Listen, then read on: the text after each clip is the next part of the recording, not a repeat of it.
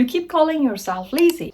But laziness is usually not the real problem. Because if you were truly lazy, you actually wouldn't care this much. You wouldn't sit awake at night thinking about the life you could have had. You wouldn't make plans, set goals, promise yourself that tomorrow will be finally different. You know, lazy people never torture themselves over wasted potential. But you do. And that is because what you are fighting isn't laziness, it is avoidance. And avoidance is actually dangerous. Because it doesn't feel dangerous, it feels harmless. What you need to understand is that you were never lazy. What has been happening this whole time is something entirely different. And it starts with understanding one thing. Your brain is not actually on your side. Not because it hates you, but it actually loves you in the wrong ways. Your brain is ancient, the part of it that controls your fear, your avoidance, your fight or flight. That part is actually 1,000 years old. It was actually built for one purpose, and that purpose was to keep you alive, get you away from danger, and protect you at all costs. And you know, it was brilliant for that. For thousands of years, that system kept humans alive.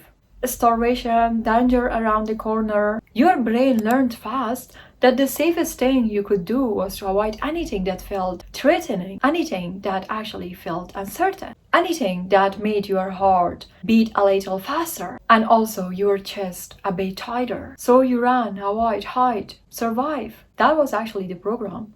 And here's the problem. The same brain that kept protecting you all the time is the exact system that is actually running inside of your brain right now. When you sit down to start something that matters to you, when you open a blank document, when you think about making that call, sending the email, starting the project, doing the hard things, your brain at that point cannot tell the difference between your dream that you have and also a threatening moment that can happen. Your alarm system both feel like danger, both feel like threat, but make it wanted to run. And yes, of course it does. It is all because you're human. Because you are carrying a brain that was never designed for a life that you are currently living in. A brain that was built for survival in a world that no longer actually exists. Creativity, risk, vulnerability, and the terrifying possibility of trying something and failing. Your brain actually was never built for that. It was built to keep you safe. And safe to an ancient brain means still,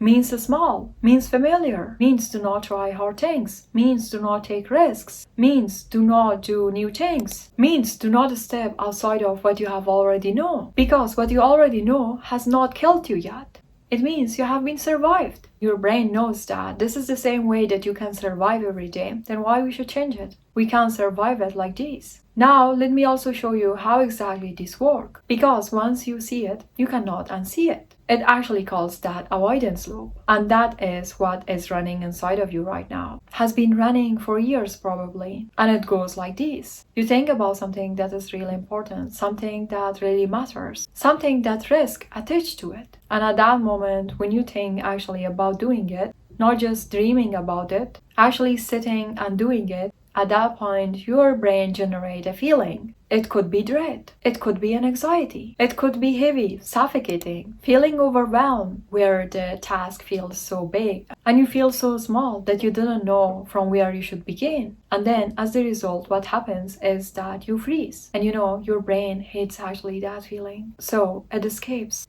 You get your phone, you check something, and you try to avoid it. Before I tell you how to break the loop, I need to tell you that your brain is so much clever, incredibly clever. It knows that if it lets you just sit there doing nothing, you will feel guilty. And guilt is also a negative emotion. And your brain is trying to escape the negative emotions. Remember? It cannot let you to do nothing. That would feel bad too. So instead, it makes you busy. It gives you tasks. Real tasks, important feeling tasks, tasks that feels like important. No risk, no vulnerability, no chance of failure or judgment.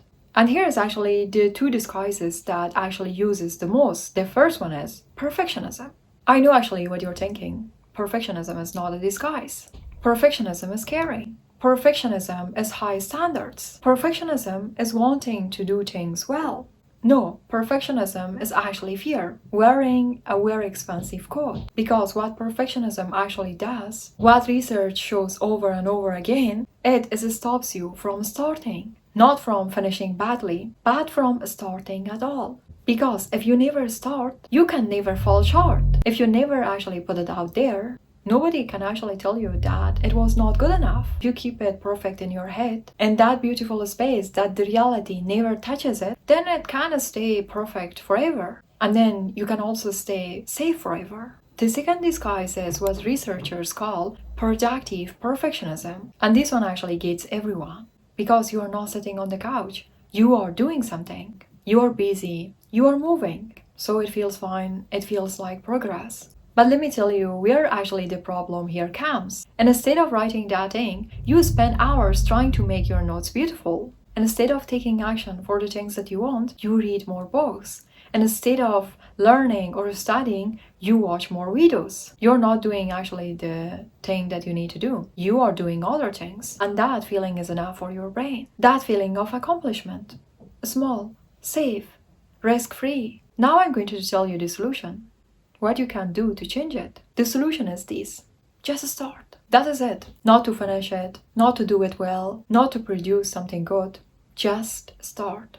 Touch the thing, open the file, write that one sentence, put your shoes on, sit down at the desk, set a timer for 10 minutes and just go. Not because that 10 minutes will change everything, but because starting actually interrupts the loop. Remember the loop, difficult tasks, negative feeling, avoidance, relief, repeat. The only place that you can break this loop is between the negative feeling and the avoidance. The tiny gap that actually is split second before you reach for your phone. That is where everything changes. I want you to end this video with something really important because we all have been talking about productivity, about tasks and deadlines, and all matters. But I want to talk about what avoidance loop actually costs you, not in tasks, not in productivity, but in actual real life. Every dream that it is still sitting exactly where you left it, that is the cost. Every version of yourself you were supposed to become, this is the cost. Every year that passes while you wait to feel ready, that is actually the cost. And here's actually the cruelest part. You will never feel ready. Ready is not a feeling that comes after you start.